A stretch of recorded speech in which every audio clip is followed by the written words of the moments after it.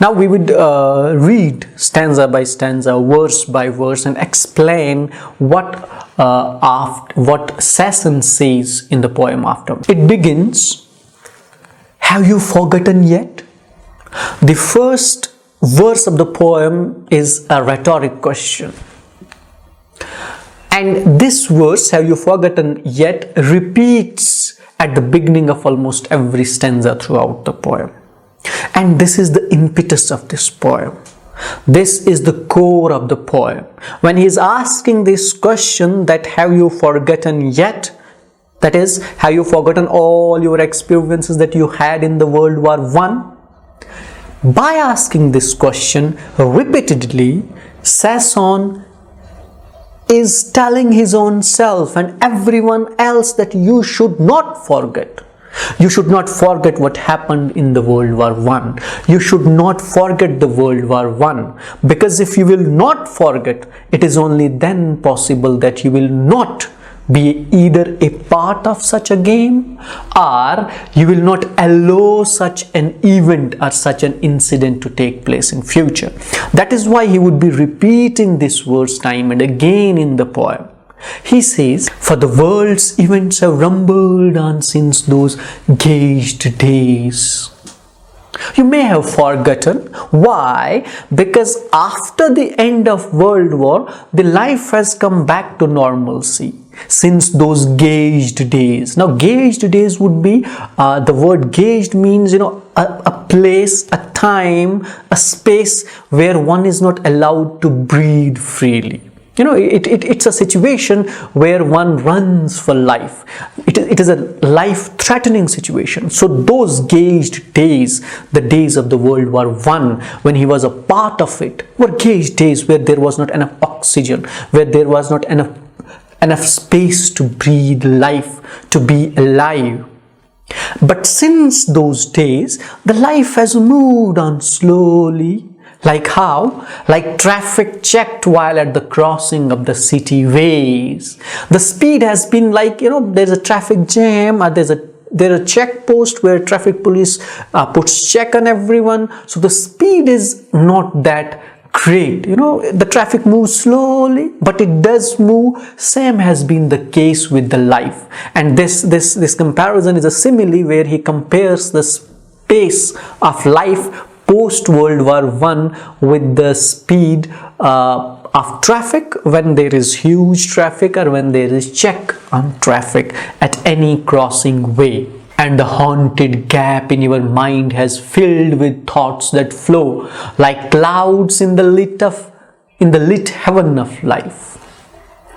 Haunted gap is an important reference in this particular verse. This haunted gap would be the memories that he has carried on with himself of the World War I, and they have made him psychologically ill. They have influenced his or impacted his psychology, and he is no more a normal human being.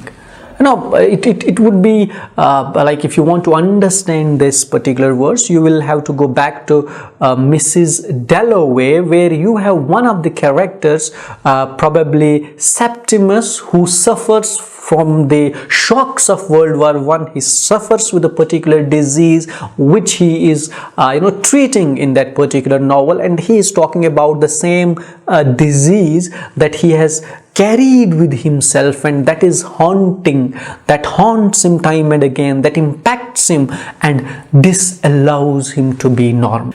In your mind has filled with thoughts that flow like clouds in the lit heaven of the life. That flow like clouds. Now, clouds and lit heaven means, clear sky, blue sky, beautiful sky. But when that clear, blue, beautiful sky is covered with the dark, threatening clouds, it's not a good image or a good picture to see. So there is a space in his mind which is clear, which is good, which wants to enjoy the life, because he is one of the fortunate survivors. But those haunted thoughts do not allow him. They come like those dark clouds, and you are a man deprived to go. Who Sasson. He's reprieved. Reprieved means relieved, which means that he is one of the survivors.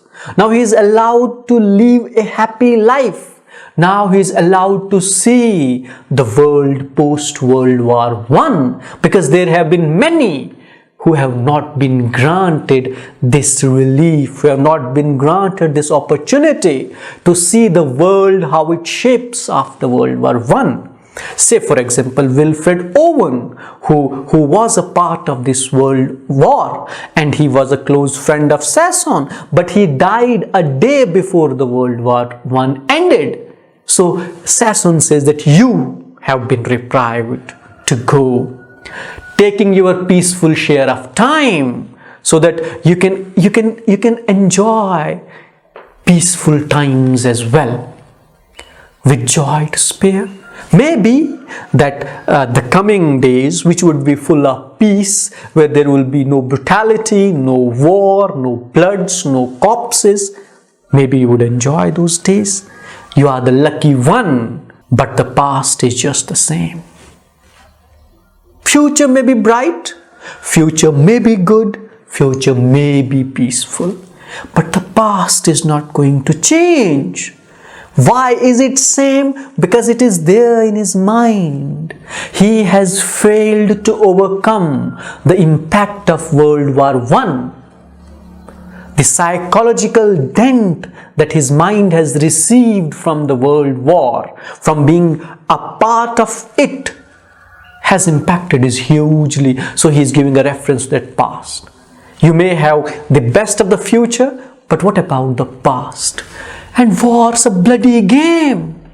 War is not a good game to play. War is something that's very bad, that is brutal. Whether it happened in the past, whether it happened then, or it will happen in future. At any point of time, war is not a good thing.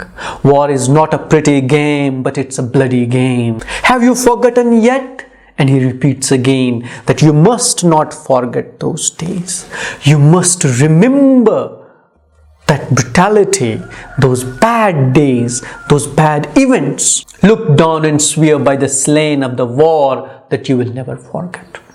If you have forgotten, you must go back, and you must swear by the slain, by those who died in front of your eyes, that you will not forget it. You will not forget this war. You will not forget these events.